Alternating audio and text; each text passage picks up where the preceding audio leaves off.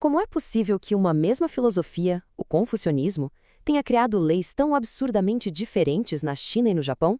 Nesta análise, vamos mergulhar em como as estruturas sociais da China Qing e do Japão Tokugawa pegaram a mesma base de ideias e construíram sistemas jurídicos que não poderiam ser mais distintos. Essa é a grande questão, não é? Como é que o mesmo conjunto de valores sobre família, lealdade e justiça criou mundos tão contrastantes? A resposta revela algo fundamental. Não são só as ideias que moldam uma sociedade. Na verdade, é a própria sociedade que molda as ideias. Então, este é o nosso mapa. Vamos começar com a base filosófica que os dois tinham em comum. Depois, vamos direto para a diferença crucial entre a burocracia chinesa e o feudalismo japonês. A partir daí, a gente vai ver o impacto disso nas leis, no papel da mulher e até nos conflitos de lealdade. E no final, a gente amarra tudo na grande conclusão: a estrutura é que molda a crença. Ok, para começar, é essencial entender o ponto de partida. Tanto a China da dinastia Qing quanto o Japão do período Tokugawa adotaram oficialmente o neoconfucionismo, ou seja, era uma releitura dos textos clássicos de Confúcio que virou a doutrina oficial do Estado nos dois lugares. A base era a mesma. E aqui está a chave de tudo, a variável que explica praticamente todas as diferenças que a gente vai ver. De um lado, uma burocracia centralizada. Do outro, um Estado feudal. É aqui que os caminhos se separam. O ponto crucial é este. A China Qing era um império enorme, unificado, governado por uma elite de estudiosos, os burocratas. Já o Japão Tokugawa era uma sociedade feudal, onde o status de alguém era basicamente definido pelo berço. Essa diferença na estrutura mudou completamente as regras do jogo. Para a gente entender o Japão Tokugawa, a gente precisa entender o que é status atribuído. Significa basicamente que a sua posição na vida já vinha carimbada no nascimento. Se você nascesse filho de samurai, seria um samurai. Filho de camponês, camponês. E ponto final. Não havia como subir na vida por mérito próprio.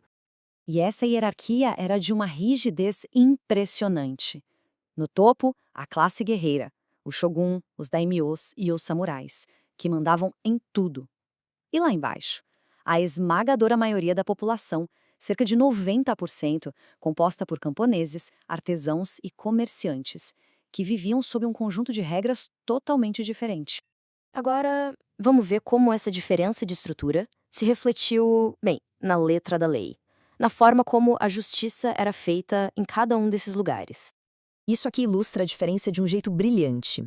A China tinha um único código de leis, o Código Qing, que valia para todo mundo, de cima a baixo. Já o Japão era um sistema legal partido em dois, um conjunto de leis para a classe dos samurais e outro completamente distinto para os plebeus, que era muito mais baseado nos costumes de cada local. Para o povão no Japão, a justiça muitas vezes era comunitária. Um exemplo fascinante é o Murahachibu. Era basicamente uma punição da aldeia. Se alguém quebrava os costumes locais, a comunidade inteira virava as costas para essa pessoa. Era uma forma de controle social poderosíssima que funcionava totalmente à parte da lei formal que governava os samurais. Para entender isso na prática, vamos focar num exemplo muito forte: o direito de família, e mais especificamente, o papel da mulher na China Qing. Aqui, a gente vê como os ideais confucionistas de hierarquia foram traduzidos para a lei de forma meticulosa. O que é realmente impressionante é a precisão disso aqui. O Código Qing especificava 5 níveis diferentes de roupa de luto. Tudo dependia do seu grau de parentesco com a pessoa que morreu. Isso não era só sobre respeito, era uma forma de registrar na lei o lugar exato de cada pessoa na hierarquia da família. E em nenhum lugar essa mentalidade hierárquica ficava mais clara do que na ideia da viúva casta. Uma mulher que ficasse casta depois da morte do marido não estava só exercendo uma virtude pessoal, não, era visto como um ato político. Simbolizava a lealdade total de um súdito ao seu imperador. E o Estado promovia isso ativamente com tudo. Uma viúva que se mantivesse casta podia receber um elogio pessoal do próprio imperador, ou até ganhar um arco de pedra em sua homenagem na sua cidade. A virtude da família era, sem dúvida, um assunto de Estado. Agora, vamos voltar para o Japão Tokugawa. Aqui, a estrutura feudal criou um dilema moral único, que colocou duas virtudes confucianas importantíssimas uma contra a outra: a piedade filial contra a lealdade ao seu senhor. Esse era o conflito central para a classe guerreira. O que acontece quando o seu dever de cuidar dos seus pais, a tal da piedade filial, bate de frente com o seu dever com o seu senhor feudal, a lealdade?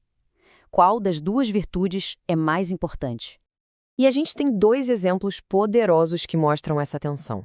De um lado, o estudioso Nakae Tojo, que literalmente largou seu status de samurai para ir cuidar da mãe. Do outro, o famoso código do Hagakure, que pregava que a lealdade ao senhor vinha acima de tudo, até mesmo da vontade dos pais. O raciocínio do Nakae Tojo é de uma profundidade tocante. Ele argumentou que a dívida que ele tinha com seus pais e avós era mais fundamental, mais antiga, do que a dívida com seu senhor. Para ele, a família vinha primeiro, mesmo que isso significasse quebrar o código feudal.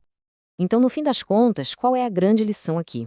Essa comparação entre a China Qing e o Japão Tokugawa nos revela uma coisa muito poderosa sobre a relação entre as ideias e a realidade social.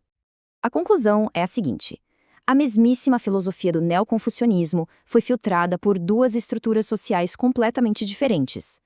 Na China burocrática, ela reforçou uma hierarquia familiar única controlada pelo Estado. Já no Japão feudal, ela gerou um conflito tenso entre lealdade à família e lealdade ao senhor. A estrutura social não é só um palco para as ideias, ela as reescreve ativamente.